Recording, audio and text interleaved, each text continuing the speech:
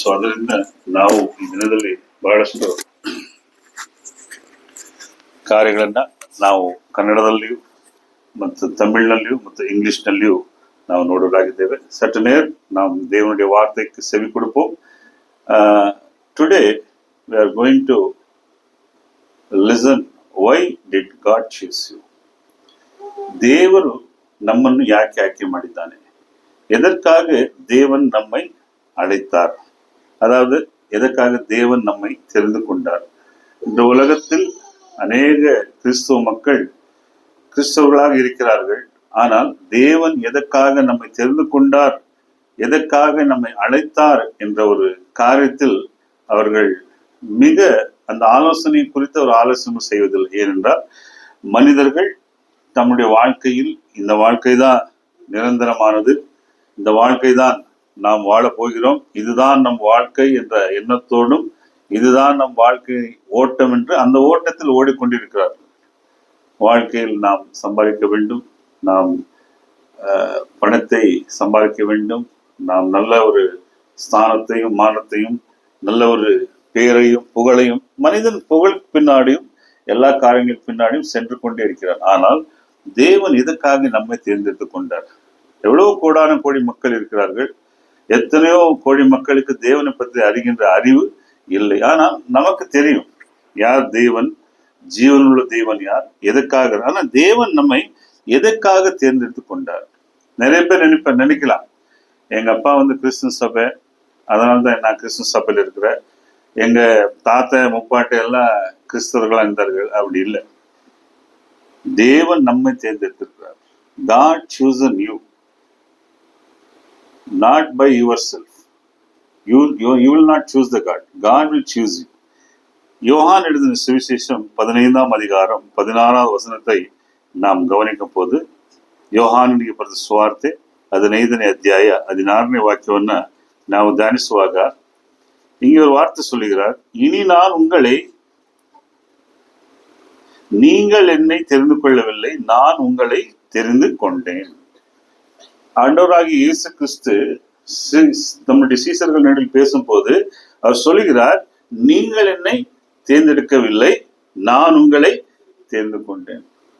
Because you are chosen people. God has chosen you. It's not your priority to celebrate I am a Christian, my father is Christian, my grandpa is Christian. That's not your duty, because you are chosen by God. That's what Jesus explaining you. Swatika, a little bit today will speak in the Tamil. You can understand. I'll give just only scriptures and then later I will tell you.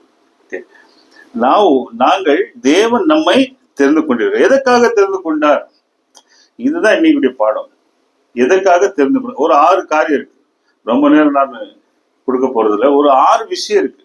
தேவன் நம்மை எதற்காக தேர்ந்தெடுத்து கொண்டார், தேவன் நம்மை எதற்கு நம்மை இந்த உலகத்துக்கு அழைத்தார், நான் எதற்காக இந்த உலகத்தில் வாழ்ந்து கொண்டிருக்கிறேன். நிறைய பேர் ஏன் வாழ்றதுன்னு தெரியாம வாழ்ந்து செத்து போயிடறான். நிறைய மனிதருக்கு எதுக்காக நான் இந்த உலகத்துல வாழ்றேன்ற அந்த வாழ்க்கையினுடைய தாத்பரியம், அதனுடைய காரியங்கள் தெரியாம இறந்து போயிடறான். அவன் சில பேர் அந்நியனா இருக்கிறான், சில பேர் நிறைய நீங்க ரிலீஜியஸ் பாத்தீங்கன்னாக்கா, நிறைய தர்மங்கள் பாத்தீங்கன்னா அவன் என்ன சொல்றான்னு தெரியல. நீங்க புத்த தர்மத்துக்கு போங்க, அவன் ஆவியே இல்லைன்றான். You can study the religion of Buddhism. They are teaching there is no soul. அந்த சோல் என்ற கான்செப்ட், ஆவி என்ற கான்செப்டே இல்லை. நீ செத்தா முடிஞ்சு போச்சுடா, நீ எப்படின்னா வாழ்ந்துட்டு போ, நீ சமாதானமா இரு, இதுதான் அவன் சொல்றான். அதே மாதிரி நீங்க some other religions they are teaching மற்ற மத காரியங்கள் என்ன சொல்லுதுன்னு சொன்னா, இல்லை உனக்கு எவ்வளவு ஜென்மம் இருக்கு, 7 ஜென்மம் இருக்கு. சில மதங்க என்ன சொல்லுது, உனக்கு 12 ஜென்மம் இருக்கு. நீங்களாம் அதெல்லாம் ரிசர்ச் பண்ணி பாருங்க. ஜெயின்ஸ்ல போன டிஃப்ரெண்டா சொல்லுவான், இந்துஸ்ல போன டிஃப்ரெண்டா சொல்லுவான், இஸ்லாமிக்ல டிஃப்ரெண்ட். ஆனா ஒன்லி பைபிள் மட்டும், வேதாகம் மட்டும் இந்த மனிதன் எதுக்கு வந்தான், எதற்கு வாழ்கிறான், எதற்கு எங்கே போகிறான் என்ற காரியத்தை சொல்லுகிற ஒரே புத்தகம் இந்த பைபிள். மனிதன் எங்க போகிறார், என்ன செய்கிறார். ஆனால் இன்று தேவன் எதுக்காக இவங்க அழைத்து கொண்டிருக்கார்? நீங்க நிறைய பேர் உட்காந்துக்கிறீங்க, ஆவலோடு உட்காந்துக்கிறீங்க. ஸோ தேவன் எந்த காரணத்துக்காக உங்களை செய்தார்? சரி, எதுக்காக தேவன் உங்களை அழைத்தார் என்றால், நீங்கெல்லாம் பெரிய பணக்காரங்க, நீங்கெல்லாம் பெரிய ரிச்சு, நீங்கெல்லாம் ரொம்ப அழகா இருக்கிறீங்க, இல்ல மோஸ்ட் பவர்ஃபுல் அப்படி கூப்பிட்டார் அவங்கள? முதலாவதாக தேவன் எதற்காக அவன் கூப்பிட்டார்? கூப்பிட்டாச்சு, உங்களை கூப்பிட்டுட்டாரு. ஆனா எதுக்காக கூப்பிட்டாரு? நிறைய பேர் என்ன நினைக்கிறான்னாக்கா, எனக்கு நல்லா பேசுற திறமை இருக்கு. இப்ப என்ன எடுத்துக்கங்க, நான் பேசுறேன், நிறைய பேர் சொல்லுவான், நான் ரொம்ப ஸ்ட்ராங்கா ப்ரேயர் பண்றேன், நான் ரொம்ப உபவாசம் இருக்கிறேன், அதனால்தான் தேவன் அழைத்தார், கதை கதையா சொல்லுவாங்க. ஆண்டவர் எனக்கு நைட்ல வெளிச்சம் கொடுத்தாரு, எனக்கு கூப்பிட்டாரு, அதெல்லாம் சொல்லுவாங்க. இன்னும் தேவன் மனிதனை அழைத்தது உங்களுடைய சொந்த காரியத்தினால. நிறைய பேர் சொல்லுவாங்க, நான் ரோட்ல போயிட்டே இருந்தேன், ஆண்டவர் அப்படியே கூப்பிட்டாரு, அண்ணாந்து வானத்தை பார்த்தேன், அப்படியெல்லாம் ஒரு கதை சொல்லுவாங்க. ஆனா தேவன் நம்மை கூப்பிட்டது அவருடைய கிருபையினால். எபேசியர் 2:8-9. எபேசியர் 2:8-9. கிருபையினாலே விசுவாசத்தை கொண்டு ரட்சிக்கப்பட்டீர்கள். எதனால? கிருபையினாலே விசுவாசத்தை கொண்டு ரட்சிக்கப்பட்டீர்கள். இது உங்களால் உண்டானதில்ல, இது தேவனுடைய ஈவு. இந்த ரட்சிப்பு நீங்க கிறிஸ்தவர்களா இருக்கிறது யாருடைய ஈவு? சஞ்சய்குமார், தேவனுடைய, நம்மளது இல்ல. யாரது இல்லது? நமக்கு உண்டானது இல்ல. நம்ம அதை பெருமை பாராட்டிக்க வேண்டிய விஷயம் இல்லை. நான் நல்ல போதகர், நல்லா டீச் பண்றேன். நோ, நம்ம அப்படியே தேவனுக்கு முன்னாடி தாழ்த்தி இருக்கணும். இந்த ரட்சிப்பானது, இந்த கிருபையானது யாரால் விசுவாசத்தை கொண்டு ரட்சிக்கப்பட்டீர்கள், இது உங்களால் உண்டானதல்ல, இது தேவனுடைய ஈவு. It's a God's will. You are chosen by the grace, not by your beauty, not by your muscle power, not by your etc etc etc. It's only His grace. His grace we called over here and we are worshipping here. We are being a Christian and living like a Christian life. என் அன்பு சகோதர சகோதரிகளே, முதலாவதாக நாம் புரிந்து கொள்ள வேண்டியது, தேவன் நமக்கு அவருடைய கிருபையில கூப்பிட்டிருக்கார். நம்ம புரிஞ்சுக்க வேண்டியது என்னன்னா, இது யாருடைய சாய்ஸ்? நீங்க இங்க வரணும்ன்றது யாருடைய சாய்ஸ்? தேவனுடைய சாய்ஸ். அது இன்னைக்கு நீங்க இங்க உட்காரணும், நீங்க என்ன துதிக்கணும், செய்யணும்ன்றது யாருடைய சாய்ஸ்? தேவனுடைய சாய்ஸ். இந்த உலகத்தில் மனிதனை தன்னுடைய சாயலில் உண்டாக்கி உலகத்துக்கு அனுப்பினது அவர்தான். நம்ம நினைச்சுக்கிறோம் நாங்களா வந்துட்டோம். நாங்க எப்படி மனுஷன் குழந்தைய இருக்கிறப்ப எப்படி இருக்கிறான்? இப்ப இந்த குழந்தை இருக்குங்க, இப்ப அது ஒண்ணு இல்லை, குழந்தைதான். வளர்றவர்கள் என்ன நினைக்குது? இப்ப நிறைய பேர் தேவனை மறந்துடுறான். தன்னை வாலிப வயதுல, தன்னுடைய இளமை காலத்துல தான் வாழ்கின்ற வாழ்க்கையில் யாரும் மறக்கிறான்? தேவன் என்னை எதற்காக அழைத்தார், தேவன் என்னை இந்த நோக்கத்தோடு இந்த உலகத்தில் கூப்பிட்டார் என்ற காரியத்தை மனிதன் என்ன பண்றான்? மறந்துடுறான். ஸோ பாயிண்ட் நம்பர் 1, தேவன் எதனால் அழைத்தார்னா அவருடைய கிருபையினால். அவர் கிருபை கொண்டு, அது அவருடைய ஈவு, அவருடைய திட்டம். இதை மனித புரிஞ்சுக்கணும். நான் கிறிஸ்தவனா வாழ்கிறது, நான் கிறிஸ்தவனா இருக்கிறது எதனால? எங்க அப்பா அம்மா கிறிஸ்தவங்களா இருக்கிறதுனால இல்லை, எங்க தாத்தா முப்பாட்டினால இல்லை. Everybody chosen by His grace. அவர் கிருபை. இன்னார் வேணும், இவர் தான் என் பிள்ளைகள், இவர்கள் தான். நீங்க எவ்வளவு கோடான கோடி மக்கள் இருக்கிறாங்க, நீங்க எங்க இருக்கிறீங்க? ஞாயிற்றுக்கிழமை போயிருக்கல, மைசூர்ல பெரிய மலை இருக்கு, சாமுண்டி மலை இருக்கு. மேல போயிட்டு யார் இருக்கிறாங்க? மேல போனா சாமுண்டி அம்மா இருக்கிறாங்க. போயிட்டு கும்பிட்டுட்டு வரலாம்ல. எதனால போல? ஏன்னா உங்களை யார் தேர்ந்தெடுக்கிறாரு? தேவன். அதை நம்ம தக்க வச்சுக்கணும். தேவன் நமக்கு கொடுத்த இந்த ஒரு சௌபாகியத்தை, தேவன் நமக்கு தந்த இந்த ஈவை நான் என்ன செய்ய வேண்டும்? தக்க வைத்துக் கொள்ள வேண்டும். இதுதான் போராட்டம். தேவன் உங்களை அழைத்தது, தேவன் உங்களை தன்னுடைய பிள்ளைகள் ஆக்குனது, தேவன் உங்களை அவருடைய காரியத்துக்கு அழைத்ததை ஒரு மனிதன் தக்க வைத்துக் கொள்ள வேண்டும். தன் வாலிப நாட்கள் முதல் கொண்டு தன் கடைசி மூச்சு வரைக்கும் எந்த மனிதன் தேவன் கொடுத்த இந்த அழைப்பை, தேவன் தந்த இந்த ஈவை பற்றி கொண்டு நடிக்கிறானோ அவன் கடைசியில் என்ன ஆகிறான்னு சொல்றான். ஸோ ஃபர்ஸ்ட் அவர் கிருபை. இரண்டாவது, தேவன் எதற்காக உங்களை தேர்ந்தெடுத்துக் கொண்டார்? Second, God choose why. First point, choose by his grace. Second one, why you choose? இன்னைக்கு எல்லாம் சூஸ் தான். எதுக்கு உங்களை தேவனை தெரியும்? எதுக்காக நம்மளை தேவன் சூஸ் பண்ணாரு? எந்த காரணத்துக்காக தேவன் நம்மை தேர்ந்தெடுத்துக் கொண்டாரு? கிருபையால் வந்துட்டோம், கிருபையால உள்ள இருக்கிறோம், சபையில் இருக்கிறோம். வாரம் தவறாம நான் ஆராதனை வருகிறேன், வாரம் தவறாம நான் கர்த்தர் பந்தியில் கையிடுகிறேன். Every week I attend the worship, every week we participate in the Lord's Supper. But the point number 2, why God chose you? தேவன் எதற்காக நம்மை அழைத்தார்? Because Ephesians chapter 1 verses 4. எபேசியர் 1 அதிகாரம் 4 வசனம். ಏಕೆಂದರೆ ನಾವು ಪ್ರೀತಿಯಲ್ಲಿ ನಡೆದು ಆತನ ಸನ್ನಿಧಿಯಲ್ಲಿ ಪರಿಶುದ್ಧರು ದೋಷವಿಲ್ಲದವರು ಆಗಿರಬೇಕೆಂದು ನಮ್ಮನ್ನು ಜಗತ್ತುತ್ಪತ್ತಿಗೆ ಮುಂಚೆ ಕ್ರಿಸ್ತನಲ್ಲಿ ಆರಿಸಿಕೊಂಡನು. Okay, brother. Thank you. God choose you to be holy.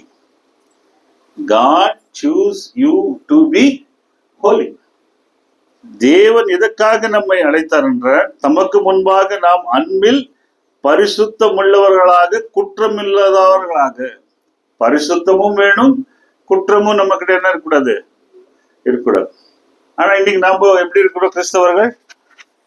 Dress wise நம்ம எப்படி இருப்போம்? நல்லா டிப்டாப்பா பார்த்த உடனே இவன் கிறிஸ்டியன் மாதிரி தெரியுறாப்பா அப்படின்னு சொன்னோம். நம்ம ட்ரெஸ்ல தெரியணுமா, நம்ம ஆட்டிடியூட்ல தெரியணுமா? தேவன் நம்மளுடைய ஆட்டிடியூட், அதாவது நம்மளுடைய நடவடிக்கை, நம்முடைய நடவடிக்கை ஆட்டிடியூட் சொல்றோம் தமிழ்ல. One more word for attitude, செயல்களா? செயல்கள். நம்ம செயல்களை பார்த்து நான் கிறிஸ்தவன் சொல்ல வேண்டுமா, இல்லை என்னுடைய உடைகளை பார்த்து நம்ம கிறிஸ்தவன் சொல்ல வேண்டுமா? நம்முடைய செயல்கள் எது, அது நெக்ஸ்ட் வர என்னென்ன செயல்கள். அப்போ தேவன் நம்மை அழைத்த இரண்டாவது நோக்கம், முதல்ல அவர் கிருபையால் அழைத்தார், இரண்டாவது நாம் பரிசுத்தம் உள்ளவர்களாக, குற்றமில்லாதவர்களாக. It's a very difficult task to be a holy. It's a difficult task to people live in the world. ரொம்ப ரொம்ப கஷ்டம். ஒரு மனிதன் பரிசுத்தமாகவும் ஒரு மனிதன் குற்றமற்றவனாகவும் தேவனுக்கு முன்பாக வாழ்கிறது மிகப்பெரிய சேலஞ்ச். ஏனென்றால் பிசாசு அதுக்கு உண்டான வலையை பெருசா விரிச்சு வச்சிருக்கான். பிசாசு பெரிய வலையை இந்த உலகத்தில் என்ன பண்ணிருக்கிறான், வீசி வச்சிருக்கிறான். நீங்க எப்படி போனாலும் உங்களை கேட்ச் பண்ணிடும்.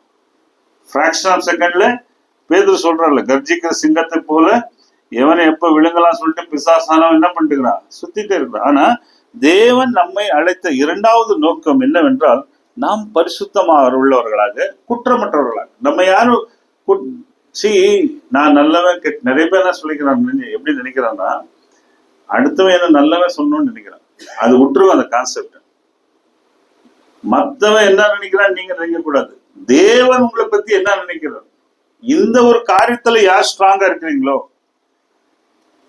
அதுதான் தேவனுடைய பயம். அதான் சொல்லுது, நீதிமொழிகள்ல சொல்லுது, கர்த்தரின் பயமே ஞானத்தின் ஆரம்பம். எந்த மனிதன் தேவன் என்னை பார்க்கிறார், தேவனுக்கு முன்பாக நான் பரிசுத்தமாக இருக்க வேண்டும் என்ற வாழ்க்கை வாழ்கிறானோ அவன் யாருக்கு பயப்பட வேண்டிய அவசியம் இல்லை.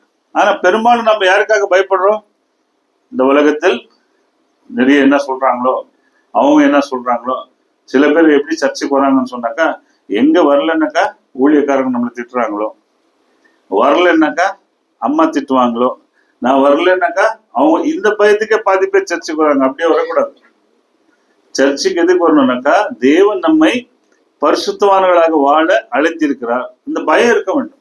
சோ இரண்டாவது காரியம் என்ன சொல்றாரு, நாம் பரிசுத்தம் உள்ளவர்களாக, குற்றமற்றவர்களாக இருக்க வேண்டும். மூன்றாவது காரியத்தை நாம் பார்க்கும் போது, தேவன் அழைத்து விட்டார். God called by his grace and God's want be holy. But third point, இது ரெண்டு இருந்தா போதுமா? ஒரு கிறிஸ்துவ வாழ்க்கை நான் பரிசுத்தமாக இருந்தா போதுமா? நான் தேவன் அழைத்தார் என்று கிருபையில் இருக்கிறேன்னு சொன்னா போதுமா? மூணாவது என்ன? கிறிஸ்தவர்களுக்கு இருக்கிற மிகப்பெரிய டாஸ்க், தேர்ட் டாஸ்க். யோவான் எழுதின சுவிசேஷம் 15 அதிகாரம் 16 வசனம். John 15:16. நீங்கள் என்னை தெரிந்து கொள்ளவில்லை, நான் உங்களை தெரிந்து கொண்டேன். நீங்கள் என் நாமத்தினால் பிதாவை கேட்டுக்கொள்வது எதுவோ அதை அவர் உங்களுக்கு கொடுத்தாக நீங்கள் போய் கனி கொடுக்கும்படிக்கு உங்கள் கனி நிலைத்திருக்கும்படி நான் உங்களை ஏற்படுகிறேன். எப்படி? நீங்க ரெண்டு காரியம் செய்யணும். ஒண்ணு, கனியை கொடுக்க வேண்டும். இரண்டாவது, கனி நிலைத்திருக்கும்படி. நீங்க பலனை தர வேண்டும். அந்த பலன் என்ன செய்யணுமா? அது நிக்கணும். நீங்க கொடுக்கின்ற பலன். இங்கிலீஷ்ல சொல்ற God choose you to bear fruit. John 15:16. நாம் கனிகளை கொடுக்க வேண்டும். கனிகளை கொடுக்கணும்னா என்ன? எப்படி? ನಾವು ಫಲಗಳನ್ನ ಕೊಡಬೇಕಂದ್ರೆ ಹೆಂಗೆ? கனிகளை தர வேண்டும் என்ற எப்படி? இல்லைங்களா? எவ்ரி வீக் சர்ச்சுக்கு வரணும், எவ்ரி வீக் அதெல்லாம் எல்லாம் நல்லா செய்யறாங்க. ஆனால் கனிகள்னா கலாசியன்ஸ் சாப்டர் 5 22-23 எல்லாருக்கும் தெரியும். இது ஒரு கிறிஸ்டியன் கேரக்டர். கலாத்தியன்ஸ் சாப்டர் 5 22-23.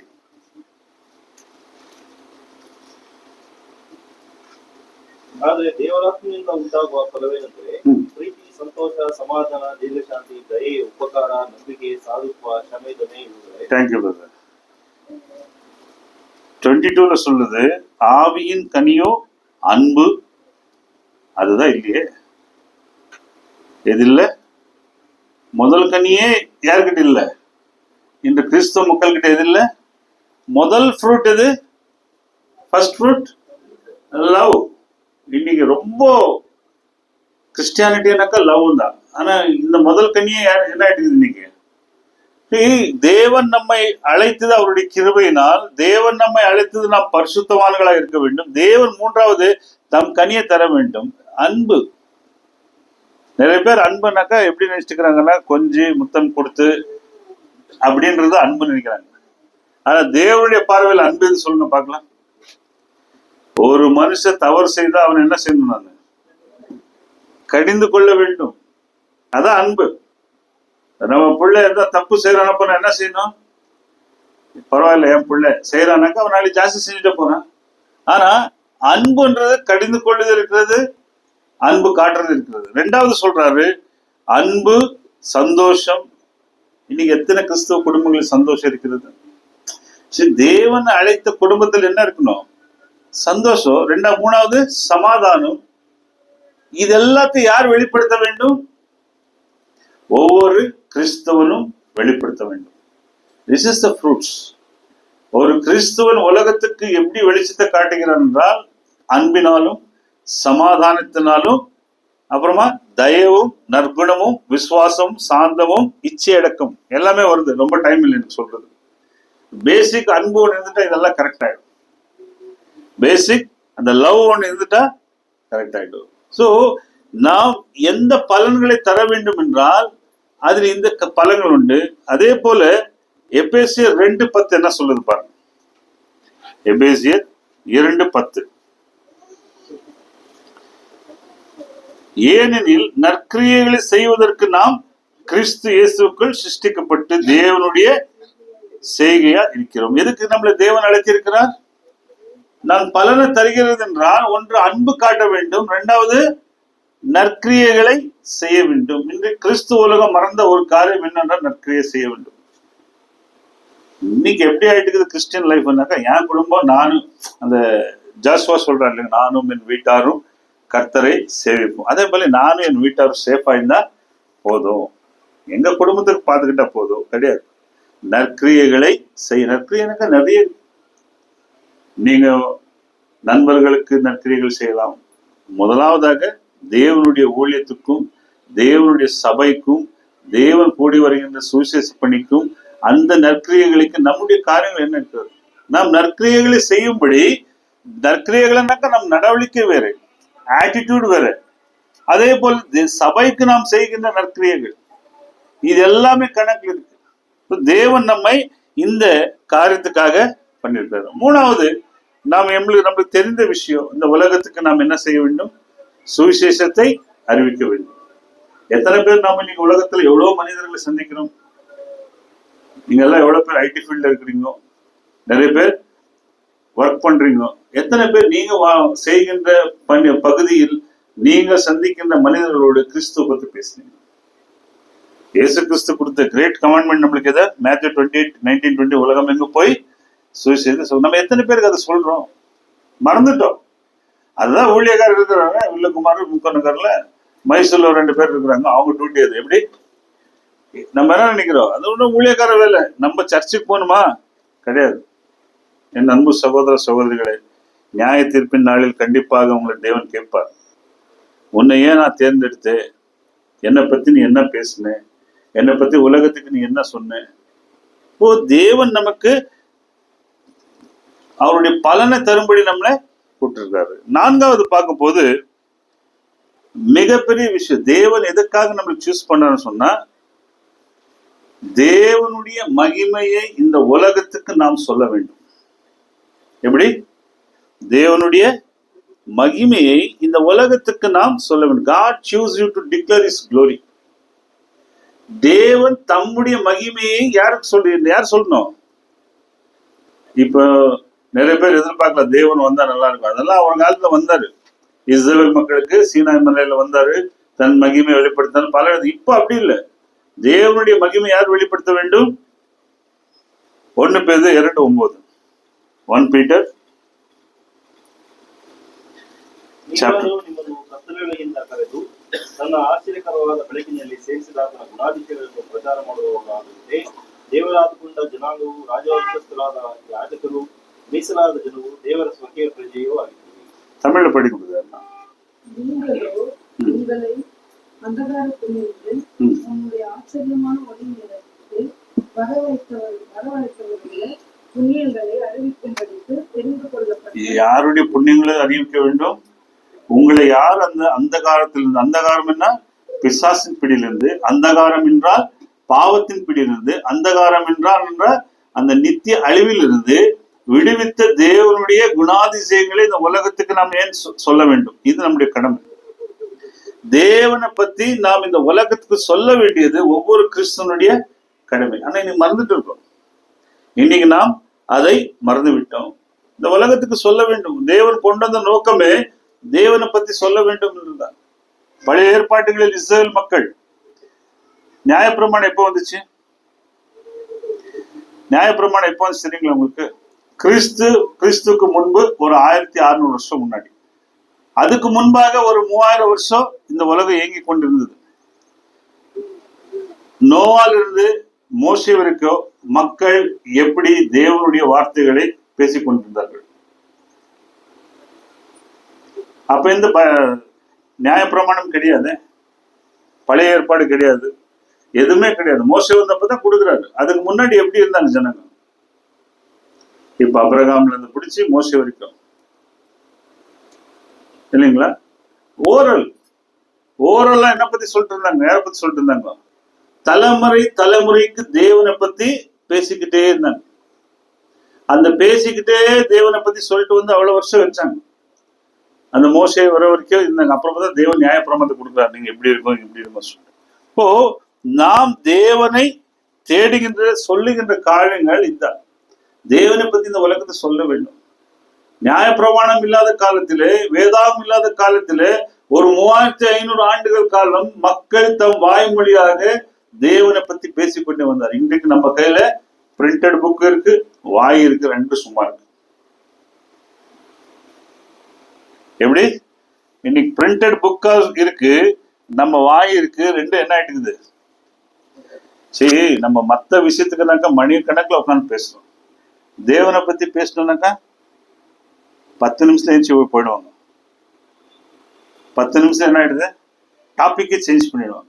இப்போ தேவன் நமக்கு அவருடைய காரியங்களை சொல்லும்படி அவருடைய சாய்ஸ் நம்ம இந்த உலகத்துக்கு சொல்லணும். So how many people doing the work and spreading the glory of God to the world? இந்த உலகத்துக்கு நாம் எப்படி சொல்லிக் கொண்டு இருக்கிறோம்? பேசிக்கொண்டு இருக்கிறோமா? இல்லை. நற்கிரியைகளை சொல்லும்படி அங்கிருந்து கூப்பிட்டு வந்தாங்க. எங்கிருந்து? பாவத்திலிருந்து உங்களை விடுவித்து கொண்டு வந்து, அந்த காலத்தின் சக்தியிலிருந்து உங்களை கொண்டு வந்து, பிசாசுகிட்ட உங்களை கொண்டு வந்து தன்னுடைய பிள்ளைகளாக வைத்து நீங்க சொல்லுங்கப்பா என்னை பத்தினாக்கா நாங்க மறந்துட்டோம்.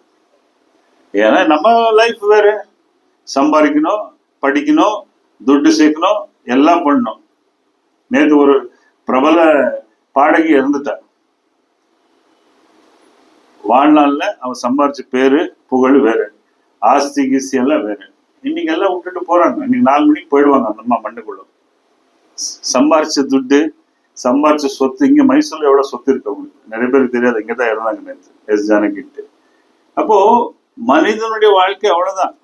நீங்க என்னதான் கிராண்டா இருந்தாலும், நீங்க என்னதான் சம்பாரிச்சாலும், இங்க என்ன ஆயிடுது, அது மண்ணோட மண்ணா போகும். இல்லை இன்னும் பக்கமோ போய் சேரும். நாங்க செத்த பிறகு என்ன வந்து பார்த்துருக்கோம், யாருக்கிட்ட இருக்க சொத்து, யாருக்கிட்ட இருக்கு நான் செஞ்ச வழியில், நான் செஞ்ச டிசைன், ஒரு ரிவர் டிசைன் யாருக்கிட்ட செக் பண்ணீங்களா? வந்துட்டு வாய்ப்பு இருக்கா? வாய்ப்பு இல்லை. ஆனா தேவனை பத்தி நீங்க போட்ட சுவிசேஷம், தேவனை பத்தி நீங்க சொல்லுகின்ற விதை, இப்ப இன்னைக்கு நான் இந்த பொண்ணுக்கு நான் வசனத்தை சொல்றேன், இந்த பொண்ணுக்கு நான் தேவனுடைய இந்த வார்த்தைன்ற விதையை விதைத்து நான் போனேன் என்றா, இந்த பொண்ணு இன்னொரு தலைமுறைக்கு சொல்லும்.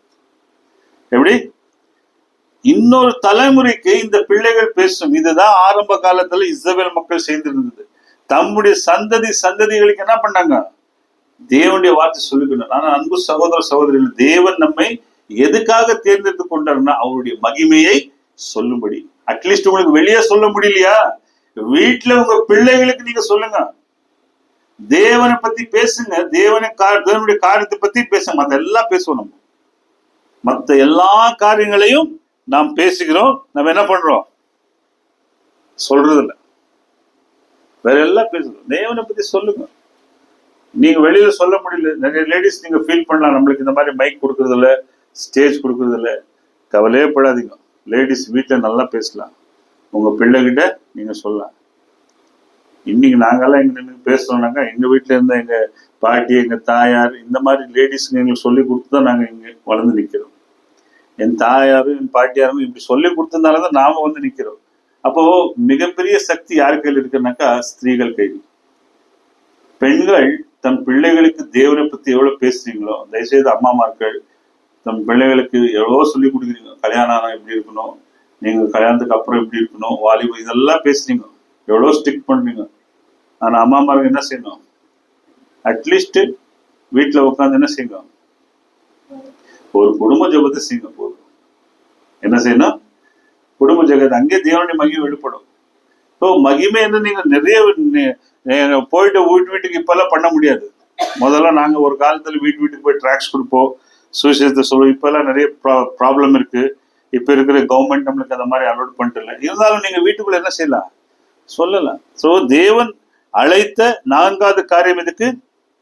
அவருடைய மகிமையை இந்த உலகத்துக்கு சொல்ல. எப்படி வேணா சொல்லலாம். நீங்க குடும்பத்தோட நீங்களே சேர்ந்து கூட தேவனை மைய பத்தி பேசலாம், வெளியில கூட போய் பேசலாம். ஸோ 5வது, 5th, கடவுள் உங்களை எதுக்கு தேர்ந்தெடுத்து கொண்டார்? ஃபர்ஸ்ட் சாய்ஸ் எது? Anybody answer? First, he called by his grace. தம்முடைய கிருபையினால் அழைத்தார். 2வது, நாம் பரிசுத்தமாக குற்றமற்றவர்களாக இருக்க வேண்டும் என்று அழைத்தார். 3வது, கனிகளை தரும்படி, bear the fruits. 3வது கனிகளை தரும்படி. 4வது, அவருடைய மகிமையை இந்த உலகத்துக்கு எடுத்து சொல்லும்படி தேவன் நம்மை தேர்ந்தது. இப்ப 5வது காரியத்துக்கு வருகிறேன். எதுக்காக 5வது? எதுக்காக இவ்வளவு ஆயிடுச்சு இல்லைங்களா? ஆட்சி பிரதர், நான் தேவனுடைய கிருபையில வந்துட்டேன், நான் வந்துட்டு பரிசுத்தமா இருக்கிறேன், நான் வந்து தேவனுடைய மகிமையை சொல்லிட்டு இருக்கிறேன், நான் பலனை கொடுத்துட்டு இருக்கிறேன். இன்னொரு காரியம். என்ன காரியம்? Mark 10:45, mark 10:45.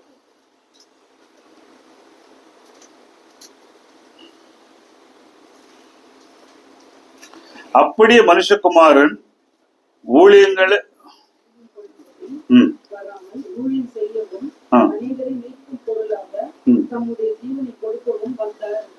இயேசு கிறிஸ்துவே ஊழியம் செய்ய வந்தாரு.